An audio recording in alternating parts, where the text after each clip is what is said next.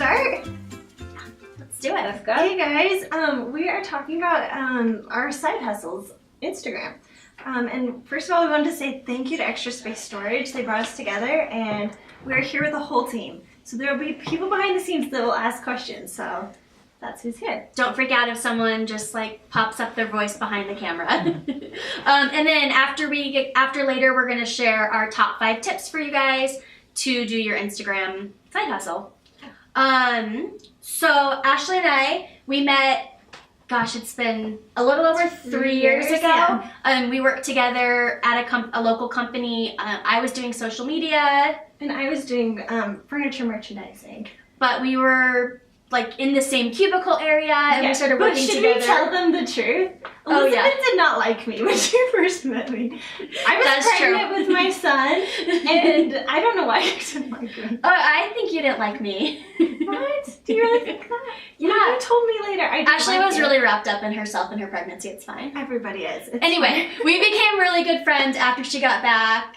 We bonded over going to Ruby Snap and stuff like that. And then we did a lot of like photo shoots together and for our work. And I do want to tell you a funny story. So we both kept our Instagrams like secret from each other for like a year. For a year, and because we were both working at we didn't want our works to know about it, you know, and we were work friends.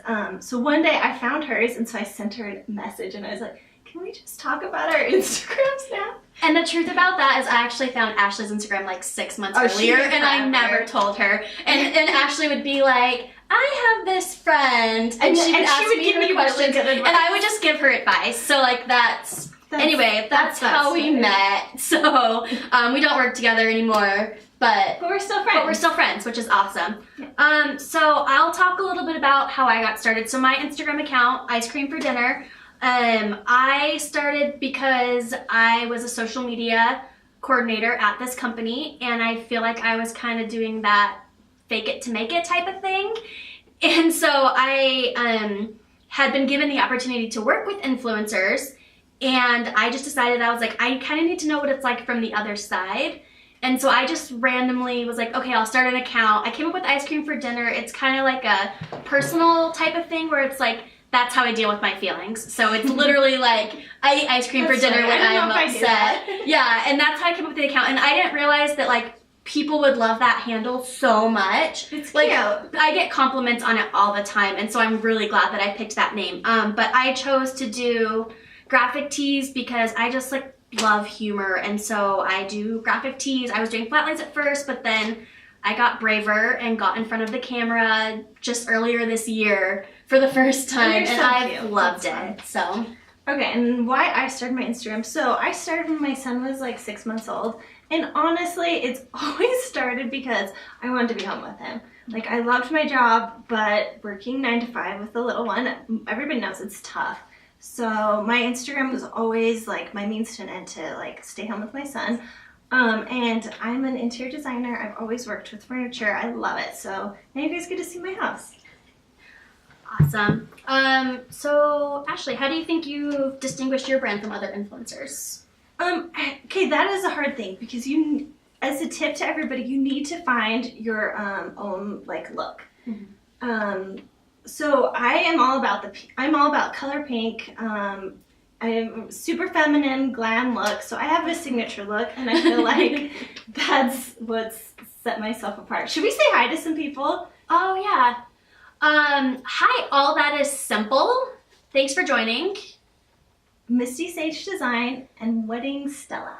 Thanks, guys. Okay, Elizabeth, how do you distinguish your brand from other Instagrammers? Oh my gosh. So I've asked around, and I really think my brand is distinguished because I don't know anybody else that does entirely graphic tees. And I don't do entirely graphic tees anymore. I try to do dresses, and I've been trying to do ice cream. But I feel like that's my distinguishment from other people because I've tried to connect with other people who do only graphic tees, and there aren't any that I've been able to find. If you are one, or if you know one, please tell me because I would love to connect with you. So yeah, send me a message because it's a great idea. I want to connect with people who do a lot of graphic tees, and they're really hard to find. So I've connected like with a lot of fashion bloggers, and like occasionally people like post graphic tees. But if you do solely graphic tees, let me know. Definitely. What's your relationship like with other Instagram influencers? Well, with you, it's great. With friends, yeah. So I actually have really dived into the importance of connecting with Instagram influencers recently.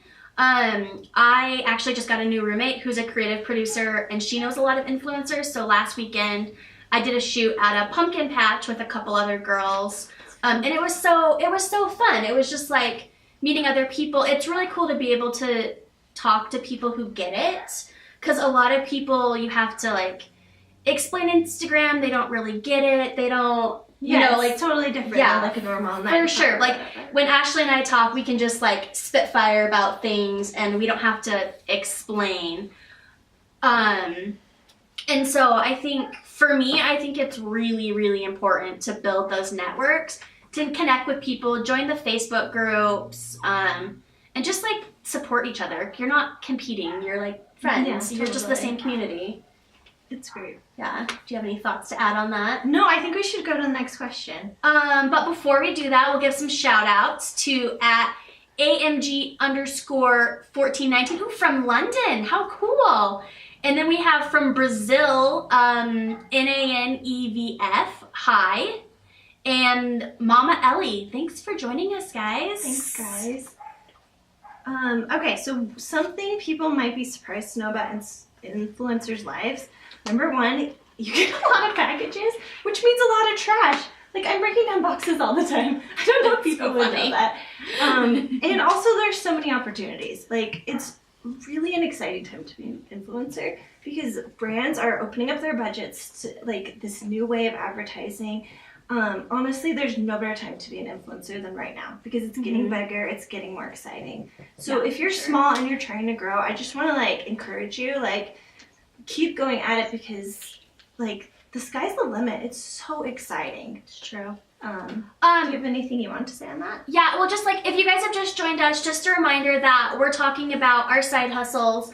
I'm Ice Cream for Dinner. She's at home with Ashley. And we're just here with Extra Space Storage, giving you guys some tips and whatever. So if you have any questions, feel free to write them in, and we will answer them at the end. Nice. So about influencer life, I think a lot of, trash for one, for sure. Gosh, packages, like, we hate our environment, right? We gotta, like, work on something better that way. Gotta be a better way. Yeah, that's really hard. But I think a lot of people just think it's just, like, fun and you just, like, take pretty pictures and they don't think about all of the work that goes into it. I do social media for my job and I work for 8 different accounts. So the things that I apply to my personal account, I don't have time to apply always to my work accounts because I spend so many hours on my personal account. Like, you have to, like, engage with people. You have to, oh, that's a good point. Like, you have to, like, be friends. You have to, like, really put yourself out there. And it takes time. Like, if you guys follow Ashley and, like, look at her house, like, she doesn't, like, do this in a minute. Like, your bathroom redo is what, like, 6 weeks? Like, that's like, totally it takes a lot of time and it takes a lot of effort. And so you have to kind of think of it as almost a second part-time job, full-time job, depending on how you want to be, just because you have to be committed. Because if you're not committed, you're not getting anywhere. Yeah. Ashley, this is a great question for you. So, like, when did you start working with brands and how? And kind of what's your process like? Okay, so when I had 2,000 followers was when the first time a brand reached out to me, and I was so excited. I think they paid me like $20, and I was like over the moon. So how the process works is either I'll email a company or they'll email me, and we work out a rate if we're gonna do a trade. And then we move from there. I schedule out my Instagrams. I have a very tight schedule. I know Elizabeth's not as, like, scheduled out as I am, but then I get them in my calendar, and then we post when I agree to. Cool. Yeah, for me, I don't collaborate nearly as much as Ashley does. I've definitely gone out a lot on my own and looked for different shirts, reached out to people, like, found different opportunities. A little secret about me, when I first started my Instagram account, I was just buying t-shirts from, like, Target, Nordstrom's, and then I was like returning them because, like, I wanted content, but, like, I didn't have enough for 5 minutes. Yeah, too, and then I didn't have enough money. So like, yeah, so it's hard to get started because it does cost money too to do an Instagram account. Like you can't, and it costs a lot of money to do a blog because there's all that kind of stuff. So like, it's not free unless you already like a fashionista and you already have everything. But anyway, you already paid for that kind of stuff. And so for me, for brands, I think I started reaching out to some companies. I do a lot of small collaborations with graphic tees. I do a lot of things with Etsy shops and just like smaller accounts. So I haven't done anything as major as Ashley has done. But my process is mostly reaching out to brands. I do have some brands that reach out to me though too. And I just kind of decide if they're a good fit. I had like a bath bomb company reach out to me and I was like, I don't, that's like not really my thing. I don't even have a bathtub in my bathroom, so it wouldn't like really work. One thing I would like to suggest to people is make your own rules of who you will work with and who you won't. So I have a very strict standard, and it's gotten stricter with time. I didn't used to be as strict, but then you don't feel like a sellout because you want to share what works with your audience. You don't want to give them crap like that they wouldn't actually buy. For sure. I worked for a company once. It was through like a influencer network, and it was for a salad dressing. And my family was like, "You're a sellout," blah blah blah. Like people were like giving me such a hard time, and so I was kind of like, "All right, like I'm not gonna do that again." I bet we both have stories of when we were sellouts because I said that to you when I did one with tampons. So yeah, right, like an awkward thing to say. Yeah, like it's.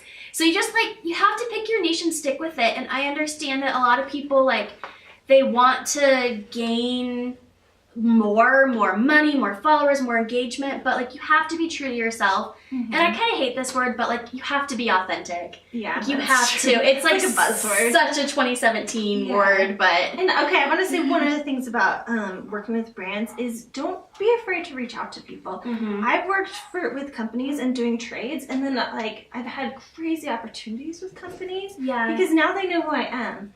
So get your name out there, email people, say hi. For sure. I've had brands that I've oh, can I have one graphic tee? And they're like, sure, have 3. And it's cool because you are building connections too. And sometimes you just are there to build connections. And that's the fun part of it. Okay, should we go to the next question? Yeah, for sure. Okay, we kind of talked about logistics with sponsored partnerships. I think so. If you guys have any more questions on sponsored, just go ahead and ask them, and we'll answer them in the Q&A. Because I don't know if we covered everything that you would want to hear. I mean, I think we should. Let's say hi to people. Okay. So Mackenzie_Gentry, hello. Toys and Speaks Life from Orange County, and Brookie Bait. Thank you. Welcome. Hi, Brooke. And then we just want to remind you, we're here with Extra Space Storage, and we're just talking about our side hustle. Yeah.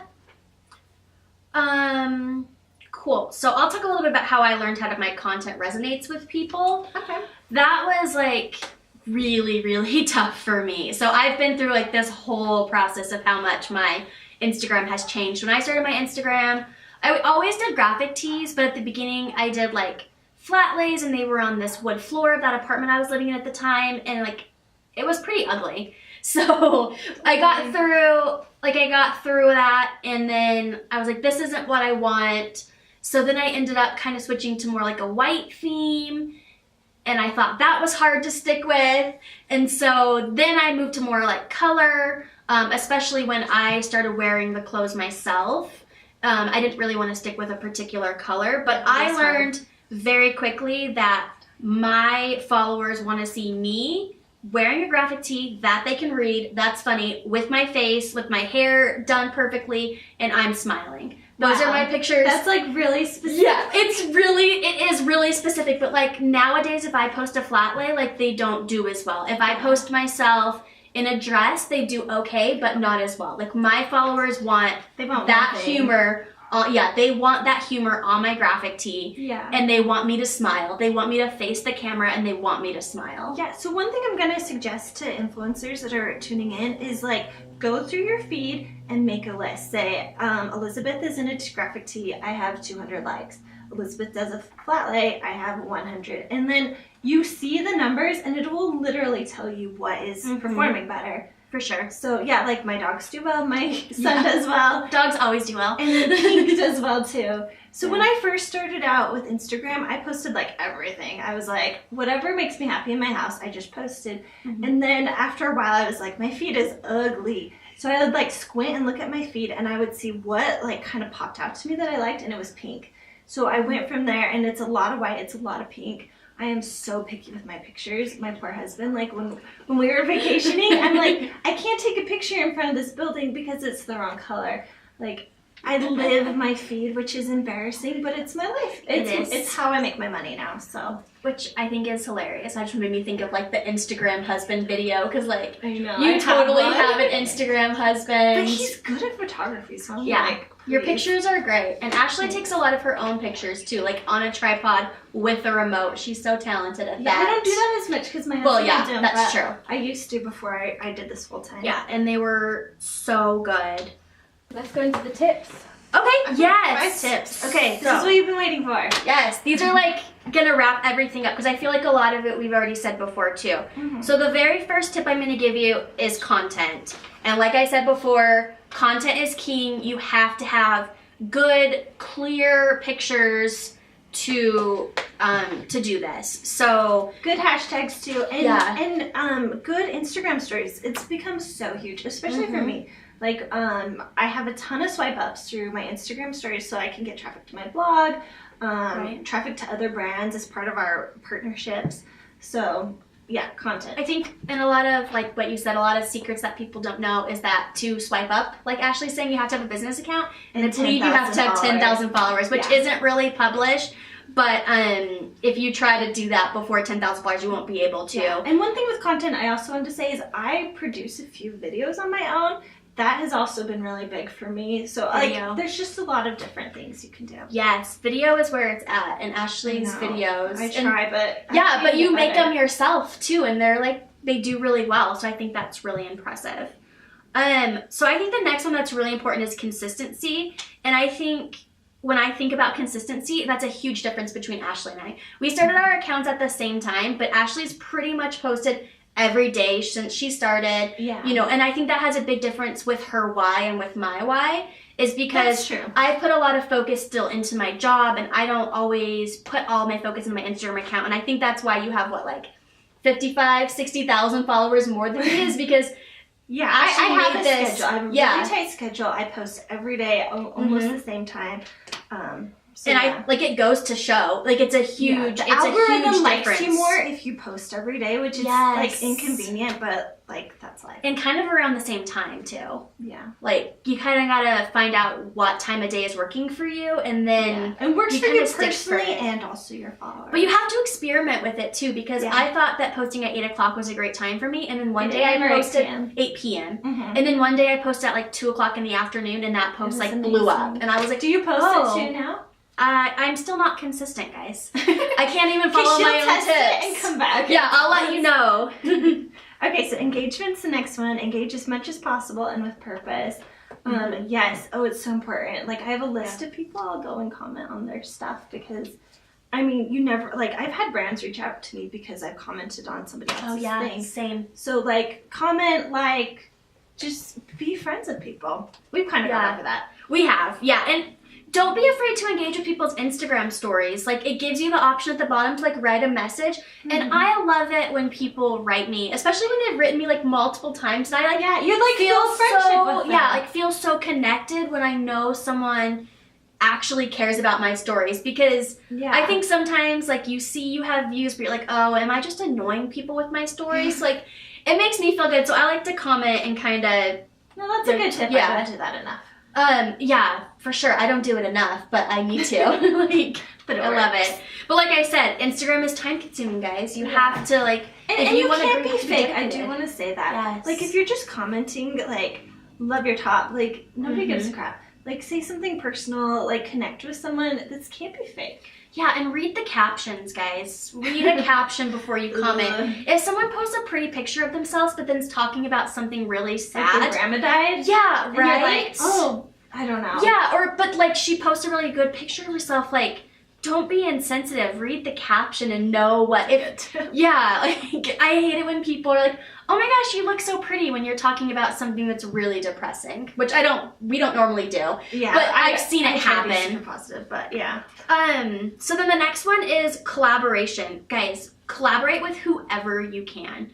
Just collaborate with other bloggers, collaborate with your friends. You know, once you can get bigger, collaborate with brands. But I think one of the coolest things is when Ashley and I were working together and we were working for a company, we just kind of started reaching out to people for our company's photo shoots and collaborating. And it got me really excited because people want to collaborate. People want to get pictures out there on different sites. They want people to use their products. Yeah, so, and there's something about seeing someone and meeting them face to face you just can't like replicate with screen time. So yeah, that's very true. Okay, so last tip, figure out your why. Why are you doing this? Why are you posting every day? If it's just to be popular, I don't know if I'd suggest that, but yeah. And I mean, I told you guys, like, I started out wanting to make an income for my family, and a lot of people would discourage you against that, but like, it's all love for my family, and I think you can kind of see that through my feed, so. But I think it's cool because even though your why is your family, your passion is interior design. Yeah, totally. And so that's like how you've incorporated it. And like I said before, like my why has always been about bettering myself at work. And so even if I don't always see the results on my Instagram account, when I've like met new people, like networked or things like that, like I've been able to get some of the companies that I work with through my work collaborations just because I do my Instagram account. So Miss Kate Bell asked, do you create a content plan in advance of when you post, and how far in advance? No. Yes. So I have a big calendar from Target, and I write in my dates. I have stuff scheduled for December.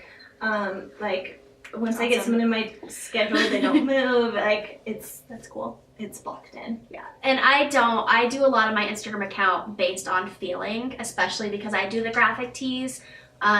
Some just fit better with days. So I usually keep like a little like folder of which pictures I haven't used yet, and then I go into that folder and I think about what fits for that day. So we have another one. How do you balance your Instagram content with your personal content? Or is there a balance? I don't think either of us really focus on our personal content anymore. Like we both have our own like personal Instagram accounts, but I use that more now to connect with like my family and my friends. You know, I'll post pictures of like my niece and nephews. I'll post some like really bad behind the scenes pictures from like photo stuff shoots. That's just not good enough. Yeah, that you don't want people to see. Well, and then like you just like post your son a little bit or whatnot.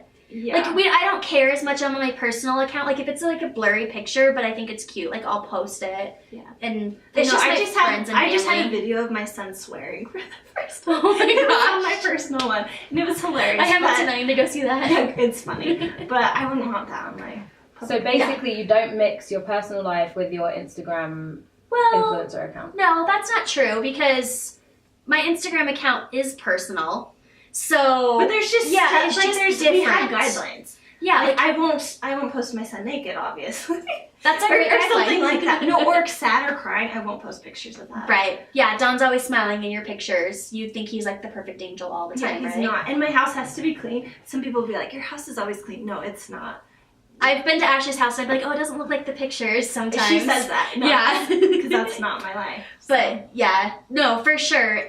But our personal lives do still play into our accounts. I mean, Ashley's posting her dogs and her son, and that's what she like takes care of on a daily basis. I talked about, I had my 10-year anniversary just barely. Like, yes, it's on there, but I do have rules to not get too personal. And my blog is more personal, so I am okay with getting a little bit more personal, but I won't post a bad picture.